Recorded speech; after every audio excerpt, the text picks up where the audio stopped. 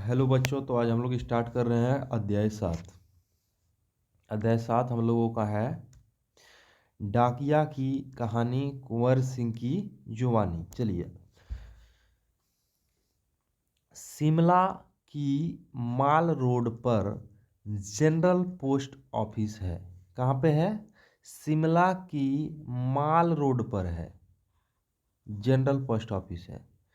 उसी post office के एक कमरे में डाक छँटने का काम चल रहा है। उसी पोस्ट ऑफिस के एक कमरे में क्या चल रहा है? डाक छँटने का काम चल रहा है। यानी अलग अलग जगह क्या, जैसे कि किसी भी डाक खाने में अलग अलग जगह का, जो कहीं कोई दिल्ली के लिए भेजता है चिट्ठी, तो कोई पटना के लिए,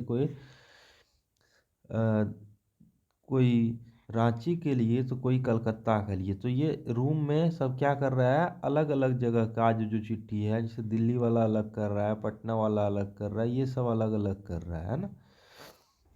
यही छटाई चल रहा है। सुबह के 11:30 बजे हैं, यानी 11:30 बजे हैं।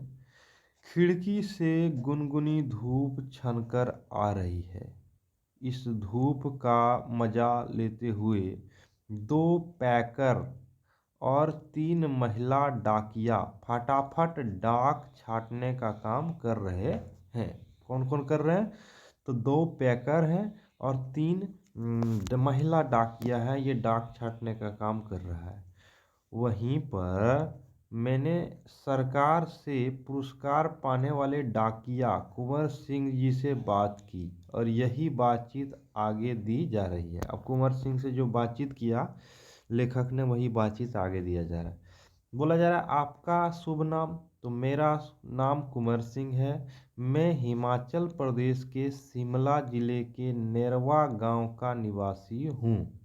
कुंवर सिंह बोल रहा है, नेरवा गांव का निवासी हूँ। मेरी उम्र 45 साल है। फिर आगे बोलता है, क्वेश्चन है, आपके परिवार में कौन कौन है, उनके बारे में कुछ बताइए। तो वो बोलता है, मेरे 4 बच्चे हैं, 3 लड़कियां और 1 लड़का। 2 लड़कियां की शादी तो हो चुकी है। मेरा एक और बेटा भी था। वह मेरे गांव में एक पहाड़ी से लकड़ियां लाते हुए गिर गया और उसकी मौत हो गई। आपके बेटा के साथ, फिर क्वेश्चन पूछ रहा है, आपके बेटा के साथ जो हुआ उसका हमें बहुत दुख है। आपके इलाके में ऐसी घटनाएं क्या अक्सर होती है? ऐसी घटनाएं, तो बोलता है, क्या ऐसी घटनाएं होती है क्या आपके इलाके में? तो वो बोलता है, जी, ऐसी घटनाओं का होना असाधारण नहीं है। यहाँ हर साल तिरछी ढलान या ढाकों से घास काटते हुए कई औरतें गिरकर मर जाती है। यानी तिरछी ढलान है, पहाड़ी क्षेत्र है, तो वहाँ से ऊंचा जगह से औरतें घास काटते हुए ढाकों से कभी कभी गिर के मर जाती है। फिर भी यहाँ से ऐसे ही रास्ते में चलना पड़ता है, क्योंकि दूसरा कोई रास्ता होते नहीं है ना, पर्वतीय इलाका है। तो हमारे गांव में अभी तक बस नहीं पहुंच पाती, यानी बस सेवा अभी तक वहाँ बस नहीं पहुंच पाता है ना, गाड़ी बस। हिमाचल में हजारों ऐसे गांव हैं जहां पैदल चलकर ही पहुंच सकते हैं। आगे, फिर आपके बच्चे पढ़ने कैसे जाते होंगे? फिर क्वेश्चन पूछ रहा है, मेरे बच्चे गांव के स्कूल में पढ़ने जाते हैं। स्कूल लगभग 5 किलोमीटर दूर है। मेरी एक लड़की 10वीं तक पढ़ी है, दूसरी 12वीं तक, तीसरी लड़की 12वीं कक्षा में पढ़ रही है, बेटा 10वीं में पढ़ता है। आगे, फिर आप जहाँ काम करते हैं वहाँ आपके अलावा और कौन कौन है? क्या आप डाकिया ही कहकर आपको क्या आपको डाकिया ही कहकर बुलाते हैं? फिर बोल रहा है, पहले मैं भारतीय डाक सेवा में ग्रामीण डाक सेवक था। अब मैं पैकर बन चुका हूँ, यानी चिट्ठी छाटने वाला बन चुका हूँ, और वही नीली वर्दी वाला डाक सेवक, पर हूँ वही नीली वर्दी वाला डाक सेवक हूँ। फिर बोलता है, डाक सेवक को क्या करना होता है? मुझे बहुत कुछ करना होता है। चिट्ठियाँ, रजिस्ट्री पत्र, पार्सल, बिल, बूढ़े लोगों की पेंशन आदि छोड़ने गांव गांव जाता हूँ। आगे क्या क्या छोड़ने जाता है? चिट्ठी, रजिस्ट्री पत्र, पार्सल, बिल और बूढ़े लोगों का पेंशन भी घर घर छोड़ने जाता है। क्या यह क्या यह सब अब भी करना पड़ता है? क्योंकि अब तो सूचना और संदेश देने में बहुत नए नए तरीके आ गए हैं। शहरों में भले ही आज संदेश देने के साधन आ गए हैं, जैसे फ़ोन है, मोबाइल, ईमेल वगैरह, लेकिन गांव में तो आज भी संदेश पहुंचाने का सबसे बड़ा जरिया डाक ही है। इसलिए गांव के लोग डाकिया का बड़ा आदर और सम्मान करते हैं। अपनी चिट्ठी पाने के लिए डाकिया का इंतजार करते हैं। हमने सुना है कि हमारी डाक सेवा दुनिया की सबसे बड़ी डाक सेवा है। यह भला कैसे? फिर क्वेश्चन पूछता है। सुना तो है, आपने बिल्कुल ठीक कहा है। आपने बिल्कुल ठीक कहा है। सुना तो आपने बिल्कुल ठीक है। हमारे देश की डाक सेवा आज दुनिया की सबसे बड़ी डाक सेवा है, सबसे सस्ती भी। केवल 5 रुपये में देश के किसी कोने में चिट्ठी भेज सकते हैं। पोस्ट कार्ड में केवल 50 पैसा पोस्ट कार्ड तो केवल 50 पैसे का है, यानी बहुत पुराना ज़माना का कहानी है। यानी 50 पैसे में भी हमारे देश के हर कोने में संदेश भेजा जा सकते हैं।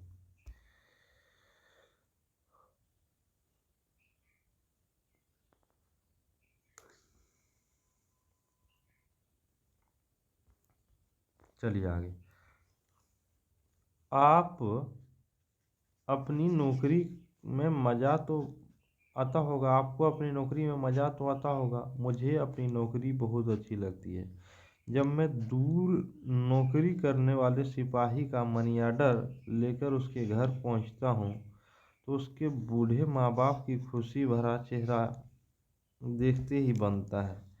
ऐसे ही जब किसी रजिस्ट्री पत्र पहुंचता है, जिसमें कभी रिजल्ट तो कभी नियुक्ति पत्र, तो वो लोग बहुत खुश होते हैं, है ना। नियुक्ति पत्र मतलब किसी का नौकरी लगता है तो ये जो आता है लेटर, नियुक्ति पत्र।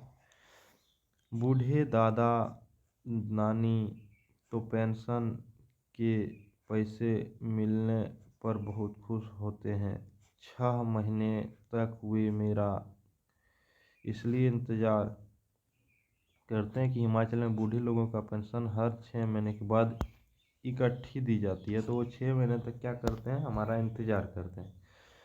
क्या आप शुरू में इसी डाकघर क्या आप शुरू से इसी डाकघर में काम कर रहे हैं? शुरू में मैंने लाहौल स्पीति जिले के किब्बर गांव में 3 साल तक नौकरी की थी। यह हिमाचल का सबसे ऊंचा गांव है, लाहौल स्पीति का किब्बर गांव। किब्बर गांव सबसे ऊंचा गांव है हिमाचल का। इसके बाद 5 साल तक इसी जिले के काजा में और 5 साल तक किन्नौर जिले में नौकरी की। इसी जिले के काजा में नौकरी किया और फिर 5 साल किन्नौर जिले में नौकरी की, है ना। किन्नौर जिले उसी वक्त इस गांव में उस वक्त इस गांव में टेलीफोन नहीं थे। बसें भी सिर्फ मुख्यालय तक ही जाती थी। बस अभी भी कई ऐसे गांव हैं जहां ना बस जाती है ना टेलीफोन है। ऐसी जगहों में ग्रामीण डाक सेवक को बहुत मान किया जाता है, बहुत इज्जत दिया जाता है। फिर बोल रहा है, आप पहाड़ी इलाकों में रहते हैं तो जाहिर है कि डाक पहुंचाना आसान काम तो नहीं होगा। हाँ, मुश्किल तो आती है, पर जब मैं किन्नौर जिले के मुख्यालय रिंका गपियों में नौकरी करता था, तो सुबह 6 बजे मेरी ड्यूटी शुरू हो जाती थी। मैं 6 बजे सुबह शिमला जाने वाली बस में डाक का बोरा रखता था और रात 8 बजे शिमला से आने वाली बस से डाक का बोरा उतारता था।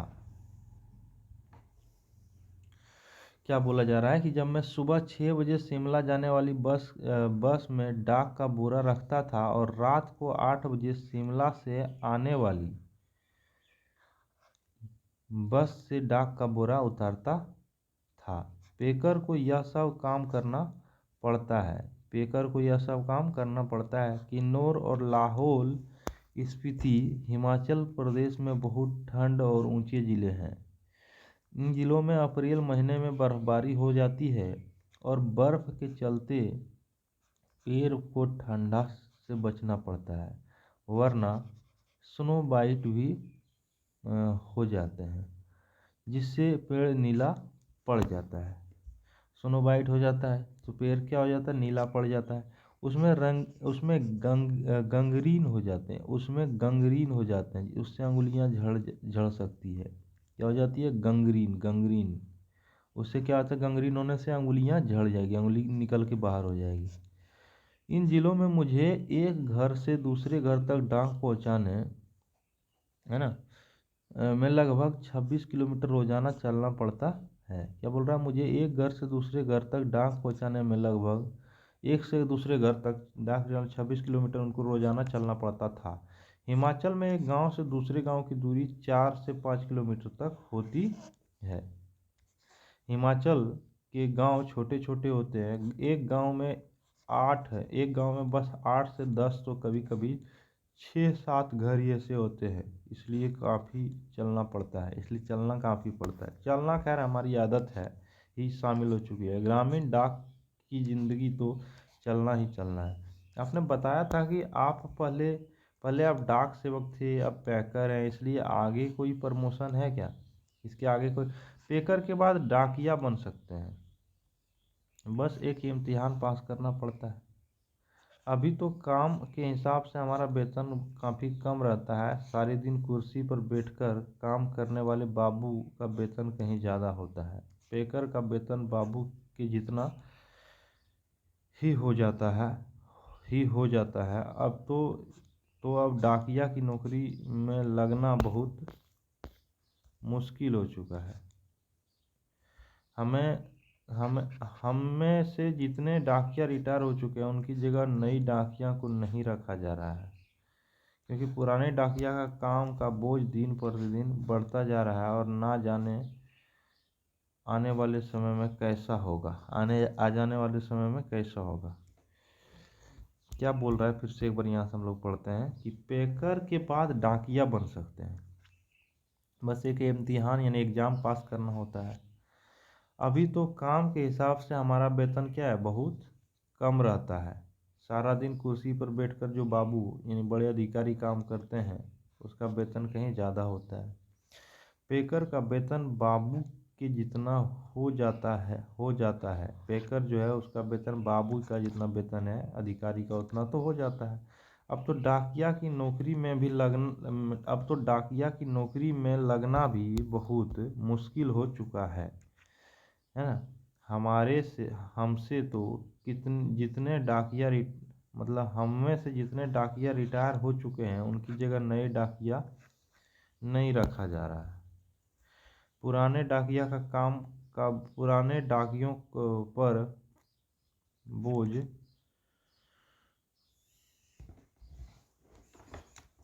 दिन प्रतिदिन क्या होता जा रहा है, बढ़ता जा रहा है। और ना जाने आने वाला समय कैसा होगा, यानी नया डाकिया का बहाली नहीं किया जा रहा है, ये इनका कहना है। और पुराना तो डाकिया जो पुराना है उस पर बोझ क्या होगा, ज़्यादा होगा। कम डाकिया को ज़्यादा काम करना पड़ेगा, रिटायर होगा और उसकी जगह पर नया नहीं आएगा तो पुराने वाला पर क्या होगा, काम ज़्यादा होगा। काम के दौरान कभी कभी बहुत खास बात हुई काम के दौरान कभी कभी बहुत खास बात हुई है, फिर क्वेश्चन करता है। एक घटना आपको सुनाता हूँ। मेरा तबादला शिमला के जनरल पोस्ट ऑफिस में हो गया था। वहाँ मुझे रात के समय रेस्ट हाउस और पोस्ट ऑफिस चौकीदारी का काम दिया गया था। क्या दिया गया था, राष्ट्र के समय रेस्ट हाउस और पोस्ट ऑफिस की चौकीदारी मतलब देख रेख करने का काम दिया गया था। 1998 की बात है। 29 जनवरी को रात में लगभग 10:30 बजे का समय था। बाहर से किसी ने पोस्ट ऑफिस का दरवाज़ा खटखटाया। मैंने पूछा कौन? जवाब आया, दरवाज़ा खोलो, तुमसे बात करनी है। मैंने दरवाज़ा खोला तो अचानक 5-6 लोग अंदर घुस गए। मुझे पीटना शुरू कर दिया। मैंने पूछा क्यों पीट रहे? तो उन्होंने कोई जवाब नहीं दिया। सारा ऑफिस की लाइट बंद कर दी। इससे पहले कि मैं कुछ समझ पाता, मेरे सिर पर किसी भारी चीज़ से मारा, जिससे मेरा सिर फट गया। मैं लगातार चिल्लाता रहा। उसके बाद मैं बेहोश हो गया। मुझे कुछ नहीं पता चला कि अगले दिन मुझे होश आया तो मैं शिमला के इंदिरा गांधी मेडिकल कॉलेज अस्पताल में दाखिला था। सिर में भयंकर दर्द हो रहा था। उस दिन मेरा 17 साल का बेटा मेरे साथ ही रहता था। उन दिनों मेरा 17 साल का बेटा भी साथ रहता था। उसे पता चला कि मेरी चिल्लाने की आवाज़ सुनकर लड़का और ऑफिस के दूसरे लोग जो नज़दीक में रहते थे दरवाजे के शीशे तोड़कर अंदर आए तो मुझे अस्पताल पहुंचाए। मेरे सिर में कई टाँके लगे थे। उसकी वजह से आज भी मेरी एक आंख से दिखाई नहीं देता है।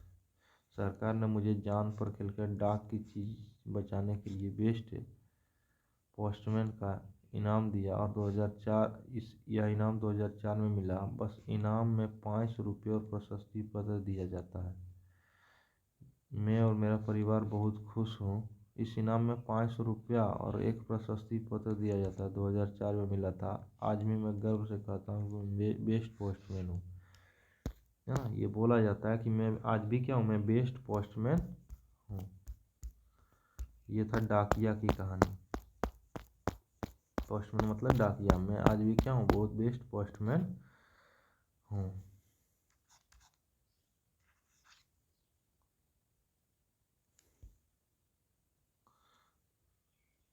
तो बेस्ट पोस्टमैन का इनाम इनको मिला था 2004 में। और बेस्ट पोस्टमैन का इनाम मिला तो ये पोस्टमैन है ना, तो बेस्ट पोस्टमैन का इनाम इनको मिला था क्योंकि ये क्या किए थे, चिल्लाए थे। और इससे हो सकता है कि वो जो उनकी चिल्लाहट की आवाज़ सुनकर लोग जो दौड़े और उनको बचा लिया। और डाक ऑफिस जो बच गया था, ऑफिस बच गया लूटने से या तो किसी अन्य चीज़ों से, है ना।